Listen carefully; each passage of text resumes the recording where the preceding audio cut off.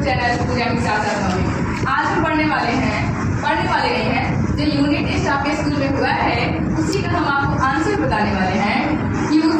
जो answer unit test 1 हुआ है उसमें जो 1 हुआ है उसमें हमने जो 20 मार्क्स का क्वेश्चन दिया था क्लास 8 में हिंदी का, तो क्लास 8 का जो है हिंदी का जो है वो आज हम क्वेश्चन पेपर सॉल्व कराने वाले हैं। सबसे जरूरी बात ये है कि अगर आप इस चैनल पे नए हैं सब्सक्राइब करना बिल्कुल ना भूलें और दोस्तों के साथ शेयर करना भी ना भूलें। आइए बिना देर किए हम क्लास 8 का जो यूनिट टेस्ट है उसका क्वेश्चन पेपर सॉल्व करते हैं। हाँ, और एक बात जरूर याद रखिएगा कि जब भी आप इस वीडियो को देखिएगा तो अपने आंसर जरूर मिलाइएगा कि आपने कितना सही किया है और कितना गलत किया है।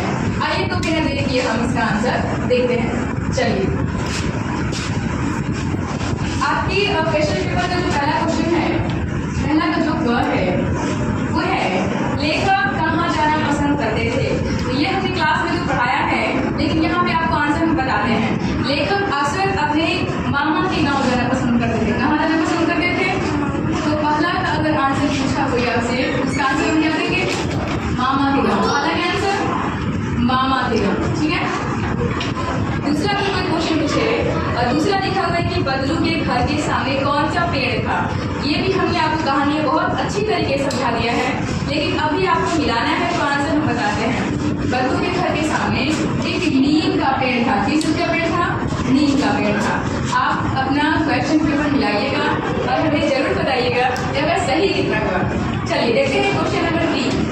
बरसात के मौसम में किसके मामा की लड़की फिसल कर गिर गई थी। तो बरसात के मौसम में फिसलने की बात करें तो लेखक जो है कामतानाथ, उनके मामा की लड़की फिसल के गिर गई थी। तो क्वेश्चन पूछा है किसके मामा के, तो हम बोल सकते हैं लेखक के मामा की लड़की। ठीक है।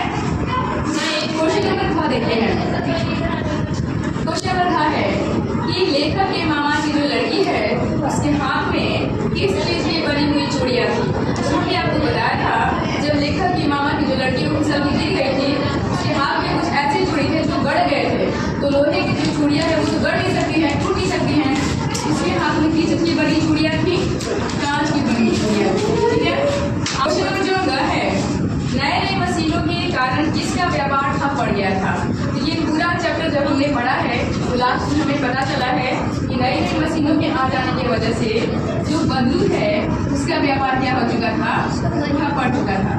चलिए इसको हटाते हैं और चलते हैं क्वेश्चन नंबर आगे की तरफ। बात करें तो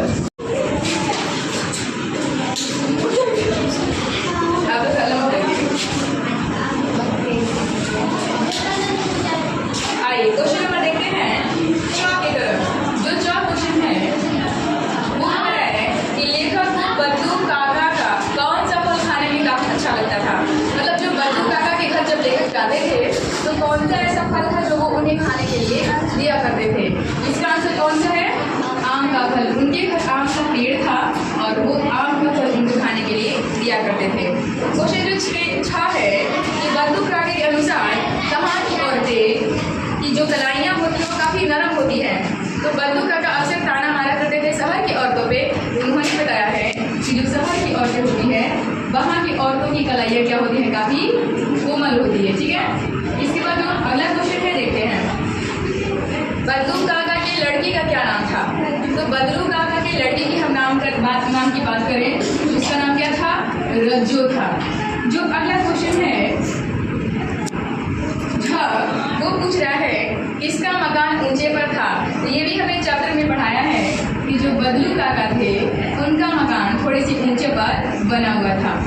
इसके बाद जो क्वेश्चन है या वो देखते हैं। यह लिखा हुआ है कि लाखों की जो चूड़ियाँ है उस पाठ के लेखक कौन है।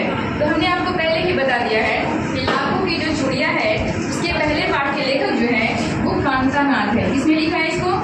तो इसको लिखा है कामतानाथ है। उम्मीद करते हैं कि आपने इतना मिला लिया होगा। चलिए आप क्वेश्चन आंसर का जो है एक बार स्क्रीनशॉट ले लीजिएगा। इसके बाद चलते हैं और दूसरा क्वेश्चन में।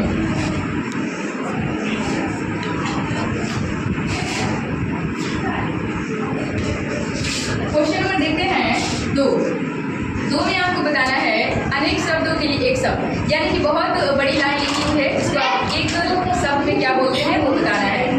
पहला जो क्वेश्चन है, जो आगे की बात सोचता हो, जो आगे की बात सोचता है उसके लिए एक शब्द है आगे सोची। ये सभी हमने आपको काफ़ी अच्छा समझा दिया है। और एक बार कि आगे सोची जो ये अनेक शब्दों के लिए एक शब्द है, उसका हमने एक ऑनलाइन टेस्ट वीडियो डाला हुआ है यूट्यूब पे, अगर आप नहीं देखे हैं तो वो एक बार टेस्ट जरूर कर लीजिएगा। दूसरा जो क्वेश्चन है ख, वो लिखा हुआ है जो आगे जन्म लेता है, यानी कि जो बंदा पहले ही जन्म ले ले उसे हम क्या बोलते हैं? जो पहले जन्म लेता है उसे हम क्या बोलते हैं? अग्रज बोलते हैं। क्वेश्चन नंबर जो ग है, इसके समान दूसरा कोई ना हो, यानी कि जिसके जैसा दूसरा कोई नहीं होता है, उसको हम एक शब्द में क्या बोलते हैं? अद्वितीय। क्या बोलते हैं शब्द में? अद्वितीय। इसके बाद जो घ है, जो सदा सच बोलता हो, यानी कि जो इंसान हमेशा सच बोलता है उसे हम क्या बोलते हैं? उसे हम बोलते हैं सत्यवादी। ठीक है। आज का लास्ट क्वेश्चन है, जिसका गर्दन सुंदर हो उसके लिए एक शब्द। तो जिसका गर्दन सुंदर हो उसको हम बोलते हैं सुग्रीव। उसको हम क्या बोलते हैं? सुग्रीव। उम्मीद करते हैं कि ये सेशन आपको काफ़ी अच्छा लगा होगा और इसमें जो भी हमें आंसर दिया है वो एक बार घर पे आप जरूर मिलाइएगा और मिलाने के बाद हमें कमेंट में जरूर बताइएगा कि आपका क्वेश्चन सही कितना हुआ और कितना गलत हुआ।